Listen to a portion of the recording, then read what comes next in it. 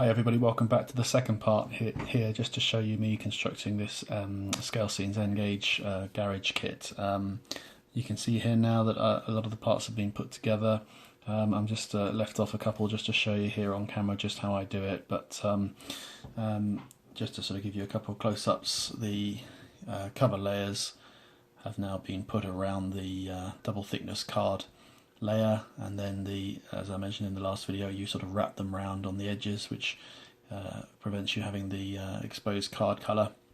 This is quite a straightforward kit to make, and I've made this a few times before, so I haven't actually followed the instructions in order this time, but what I've done here, as you can see, is before I've actually put the building together, I've just detailed the front of the garage with some of the extra parts of signs and things that you can choose how you want to make up from there. And then what will happen with this part here is this is the inside part. Usually they're quite well labelled, look, so internal front wall base layer, and that says external front wall base layer. It is simply a case of carefully now gluing those two together like that, and they will go together. Obviously they're the same size, and then you'll have a completely detailed exterior to the garage. Turn it around and you'll obviously have the detailed interior as well. So that part's ready to be glued together now. Then this is the garage that's been, the roof that's been constructed. I've pre-scored that down the middle there, and I've now stuck on the inside the underside roof layer as well. And you can see how taking the part again. There we go, the part that has the extra piece there, you can see how that's just going to sit neatly on top of the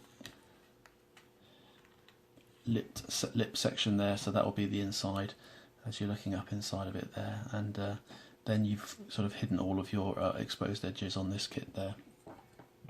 I've been doing a bit of extra detailing here, so you get a few workbench and toolkits that come with it. I've also got a couple from other card kits as well.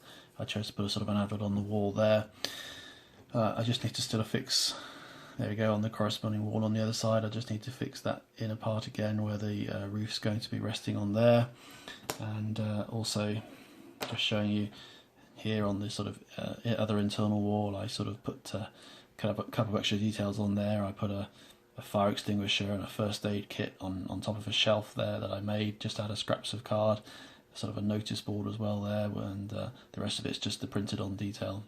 And then turning around to the other side, you can see that that's then going to be the interior of the small shop area, and also another side entrance to the gates to the workshop. So I've put the gates on there, put a couple of signs in that.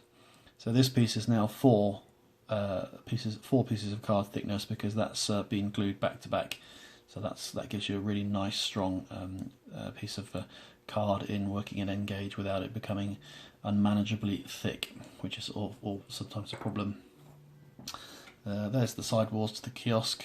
Again, I put an advert on there, flip it around, and that will be again the internal walls ready to go.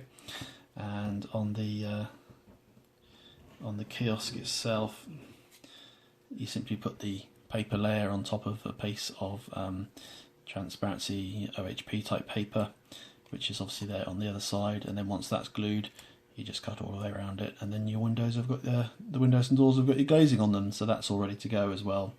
I mentioned earlier the technique about how to wrap around. I've deliberately left one bit just left to do here, so if I go back to this piece here, you can see that this bit's wrapped around here, but this paper flap is still exposed. The technique I use to actually do these is, first of all, I will just very lightly score down like that where the paper is going to be folding. Difficult to do right now, obviously, because I've applied the stuff on the other side, so it's not flat. Once I've scored that, I'll take my paintbrush, dip it in a tiny bit of PVA glue, and then just carefully apply very sparingly amounts of PVA glue up and down the exposed tab. Just a slight bit there on top of the card as well, and then just with hand for this one, because it's big enough to do it, just carefully fold it round, managing it around tightly, and then pinching it so that it instantly bonds. You don't need much glue, and with PVA, paper will pretty much instantly glue. So there we go, that's finishes off that flap there on that other side wall. So both the flaps are now there, and that one's ready to go. What I can also do now is just glue the gable wall here as well. So again, the pot where the glue is going to go, a little bit of a bigger space here, so I'll just put a dollop in the middle, and then just carefully just painting it all around the bit where it's actually going to be glued on. Going down into the corners as much as I can. Just spreading it out because you don't really need that much really.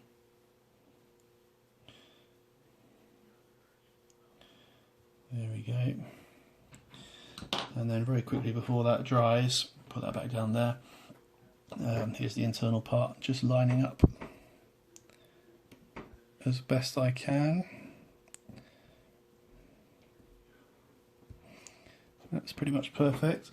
I've got a slight bit of excess glue just coming off down here, so I always have a spare brush, and I'll just simply brush that excess glue away down there. No need for modelling clamps there because it's glued quite quickly, quite nicely. So that's that part now finished off, ready for construction. So I've got all 4 walls done. It's just going to be a case of putting them together in a square shape, then slotting in place the roof, and then finishing off the bits, and then the kit's done.